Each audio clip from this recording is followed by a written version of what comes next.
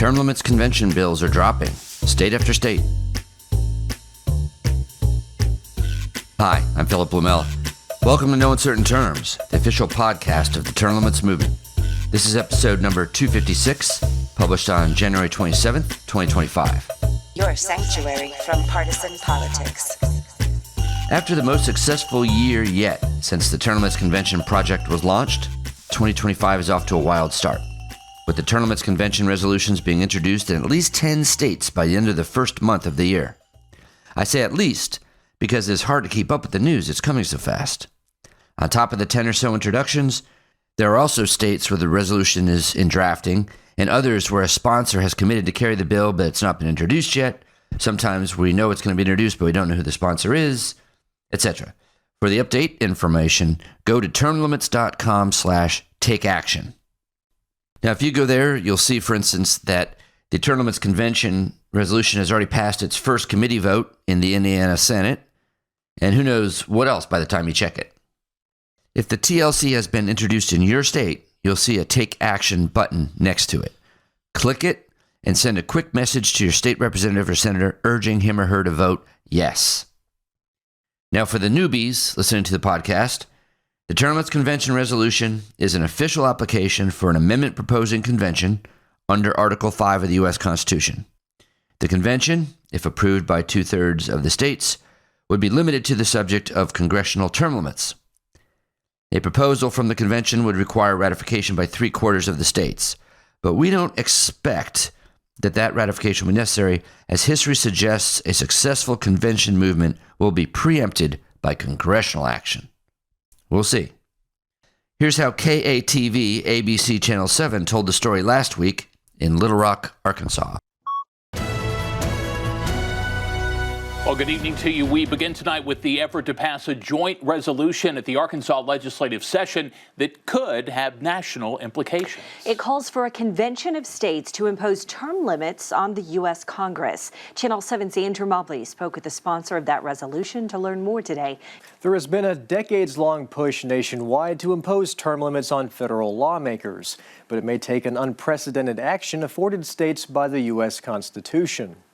Proponents of congressional term limits argue that greater rotation of lawmakers would allow citizens greater say through the electoral process, clear out career politicians, and reduce lobbyists and special interests' influence in the nation's legislature. It's better for the people because you get more input from the people, different ideas, different viewpoints.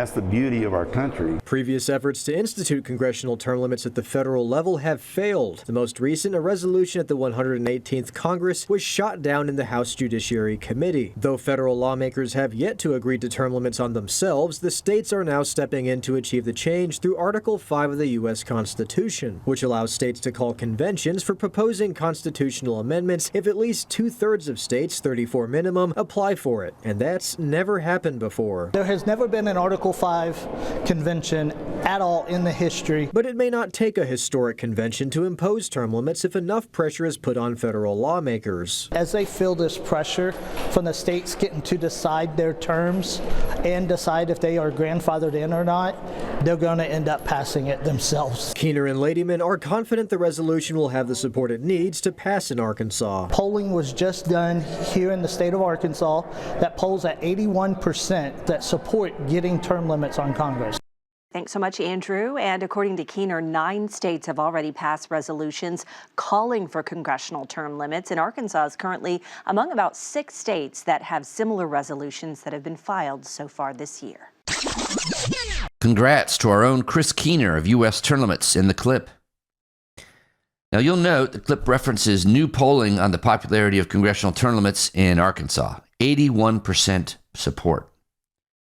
Well, independent polling is being done in many of the states where the resolutions are being introduced, and voters keep telling pollsters the same thing as they've always have. We see 81% support also in Idaho, 79% in Arizona, 84% in New Hampshire. Same story in Kansas, Ohio, Pennsylvania, Georgia, Nebraska, Michigan. The people are calling for this, and the states are listening. Eventually, Congress is not going to be able to ignore it. While we are working to establish term limits on the U.S. Congress, one Congress member has introduced a bill to weaken term limits on the U.S. president.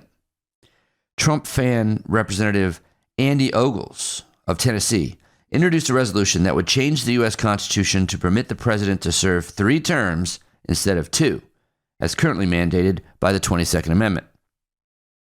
Over the years, polls have shown strong support from Americans for the 2-term limit on the president. But every once in a while, a partisan Congress member will pull a stunt like this to show support for their party's sitting president and to fire up the base. It never does. For instance, I recall that in 1995, Representative Robert W. Kastemeyer, a super Clinton fan, introduced a bill to repeal the 22nd Amendment completely. He might have expected a roar of support from loyal partisans, but all he got was crickets. My prediction? History will repeat. But since the issue has been raised, let's take a deep dive into the history of the 22nd Amendment and presidential term limits. The timing is good to do so for another reason as well. Term Limits Day, February 27th, is just around the corner. And this is the day that we ask people to make some public show of support for term limits, locally or online. For term limit swag like yard signs, t-shirts, card magnets, go to termlimits.com/store.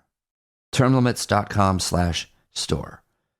We'll talk more about Term Limits Day in our next episode of No Uncertain Terms. But what does this have to do with presidential term limits? Well, because February 27th, 1951 is the date the 22nd Amendment was ratified. A while back on the podcast, I offered a review of Bill Kaufman's book about Luther Martin titled Forgotten Founder, Drunken Prophet. Here's another. I want to share with you a fascinating, more or less new book that may be the best history of presidential term limits available. It is brimming with facts and insights relevant to the effort to term limit the U.S. Congress as well. The book is called The 22nd Amendment and the Limits of Presidential Tenure, A Tradition Restored by Martin B. Gold. It was published by Lexington Books in 2020. Gold is an attorney, teacher, and author who lives in Washington, D.C., and is an adjunct at George Washington University School of Political Management, where he teaches a course on advanced legislative procedures. The book tells a detailed chronological story about the rise of the presidential term limits tradition in the United States, starting with the Constitutional Convention of 1787. To his great credit, Gold focuses on sharing information and lets the historical figures do the editorializing. This book is by no means a partisan polemic. Instead, it is a serious academic book written for the library and specialist market, so good luck finding an affordable copy. Gold's history offers 3 important insights that are relevant to today's debate over term limits. 1.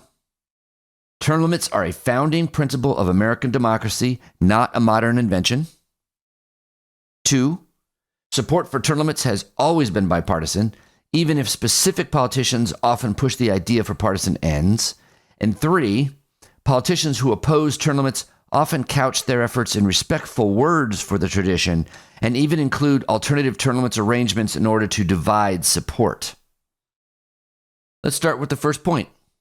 Term limits were there at the founding of this nation. Sometimes we hear that the authors of the Constitution rejected term limits at the Convention of 1787, and indeed there are none in the original version of that document, but that's not the whole story.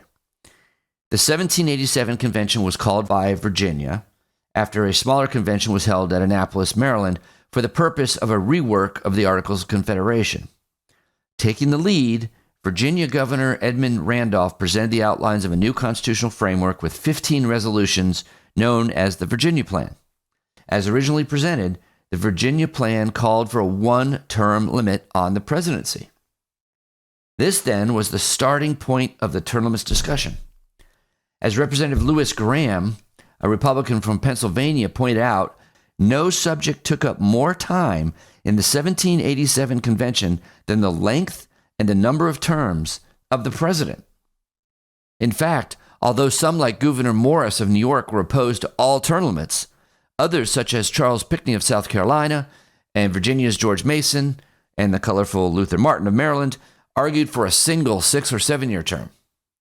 The lack of a term limit on the presidency was more a function of lack of agreement on what a proper term and term limits should be, and not a consensus that term limits were not appropriate. As Gold notes, Morris was the most convicted on the subject and turned out to be, quote, the framer most responsible for shaping the presidential office. Other features of the new Constitution, such as the Electoral College, were seen as safeguards that persuaded term limit supporters to compromise on their idea. But the lack of presidential term limits concerned many. Thomas Jefferson, who was serving as minister to France at the time and did not actually participate in the 1787 convention, wrote to James Madison in December of that year that, quote, a feature I dislike and strongly dislike is the abandonment in every instance of the principle of rotation in office, close quote. Jefferson initially sided with those who supported a single 7-year term, but later came around to the view that 2 4-year terms was superior. This is not due to the extension of 1 year, but because there would be a peaceful way of withdrawing a man midway who is doing wrong, close quote.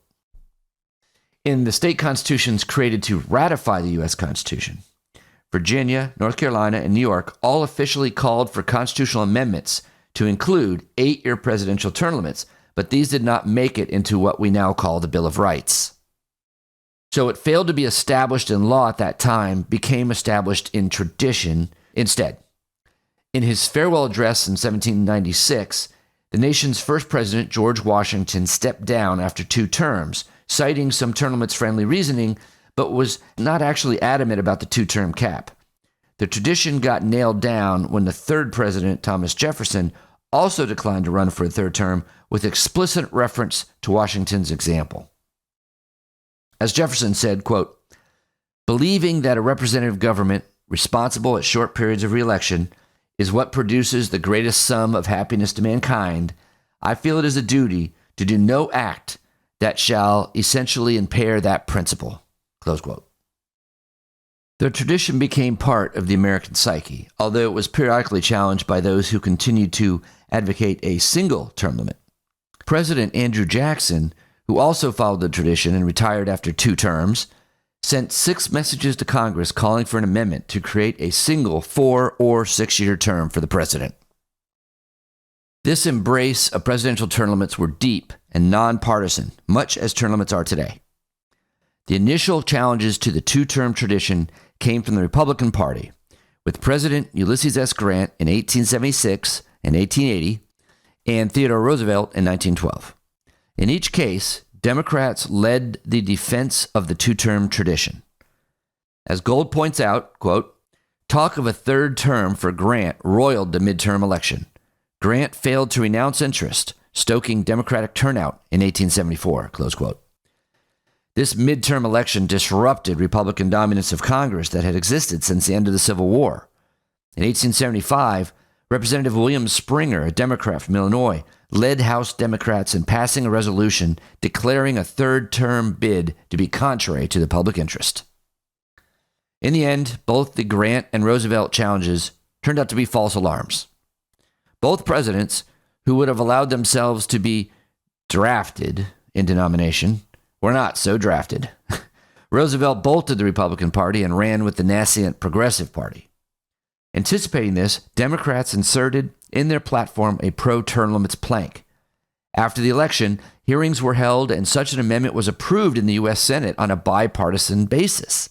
The House, however, took no action. Perhaps we should say that the support was tripartisan. Concerned that yet another Republican incumbent, Calvin Coolidge, might be slyly encouraging another quote-unquote draft movement for a nomination to a 3rd term, Senator Robert Lafayette Jr., a Wisconsin Republican and later co-founder of the Progressive Party, introduced a sense of the Senate resolution saying the 2-term tradition must be observed. This resolution passed 56-26, with 37 Democrats, 18 Republicans, and 1 senator from the Farmer Labor Party. Now, this multi-partisan history is important, as there is an inaccurate perception that term limits have historically been a Republican issue. This misconception stems from the fact that a Republican Congress led the imposition of presidential term limits after President Franklin D. Roosevelt used the war as a pretext to retain power for a 3rd in 1940 and even part of a 4th 1944 term. True, but even with Democratic majorities in the Congress, hearings were still held on a presidential term limits amendment in 1945. Several resolutions were introduced, including a 2-term, 8-year limit, and also for a single 6-year term. The latter, proposed by Democratic Senator W. Lee O'Daniel of Texas, would also have limited members of Congress to 6 years. Then, in the 1946 midterms, the Republican Party captured large majorities in both houses with the term limits amendment as their first order of business. This ended with approval and ratification on February 27, 1951, a day celebrated today as Term Limits Day. The debate over the amendment in both houses is fascinating, but much of the rhetoric would be familiar to term limits advocates and opponents today. More interesting, perhaps, is a couple of anti-term limit strategies and arguments that arose. In the debate over the amendment, there was a movement to replace the 2-term, 8-year tradition with a single 6-year term amendment. Now, while this idea has competed with the 2-term tradition since before the Constitution was written, the movement for the single term at this time had among its backers prominent anti-term limit senators who were trying to derail a term limits amendment altogether. Specifically, House Judiciary Committeeman Representative Emanuel Seller, a Democrat from New York, who admitted before and later that he opposed any term limits amendment, proposed the single 6-year term idea in the House and pressed it. Now, is this not an echo of today's politician who claims to agree wholeheartedly with the need for congressional term limits, but only for this unique proposal of his or her own that has no chance of passage? Another interesting argument against the term limits amendment was that Congress need not act at all because the Constitution under Article 5 permitted states to initiate the amendment process. If sentiment was truly strong for term limits, 2/3 of the states could apply for a convention on the subject, and Congress, per Article 5, must call one. Such a movement was indeed underway. Inexplicably not mentioned by Gold, prior to the 1945 congressional hearings, at least 4 states, Iowa, Illinois, Michigan, and Wisconsin, officially applied for a convention to propose amendments limited to the subject of presidential term limits. Does that sound familiar? Of course. That movement mirrors one today where 9 states, Florida, Alabama, Missouri, West Virginia, Wisconsin, Louisiana, Oklahoma, Tennessee, and North Carolina, have applied for a congressional term limits convention. Like presidential term limits, congressional term limits have a long pedigree, and one looks forward to the future when a history book of this quality can be written about another successful campaign to pass the term limits amendment. As Gold's excellent book demonstrates, it can be done. As the electoral successes of 2024 suggest, it will be done. Like the show? You can help by subscribing and leaving a 5-star review on both Apple and Spotify. It's free. Thanks for joining us for another episode of No Uncertain Terms. The term limits convention bills are moving through the state legislatures. This could be a breakthrough year for the term limits movement.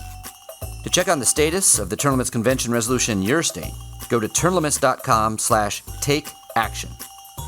There, you will see if it has been introduced and where it stands in the committee process on its way to the floor vote. If there's action to take, you'll see a Take Action button by your state. Click it. This will give you the opportunity to send a message to the most relevant legislators, urging them to support the legislation. They have to know you are watching. That's termlimits.com/takeaction. If your state has already passed the Term Limits Convention resolution, or the bill's not been introduced in your state, you can still help. Please consider making a contribution to U.S. term limits. It is our aim to hit the reset button on the U.S. Congress, and you can help. Go to termlimits.com/donate. termlimits.com/donate. Thanks. We'll be back next week. Find us on most social media at US Term Limits. Like us on Facebook, Twitter, YouTube, Instagram, and now LinkedIn.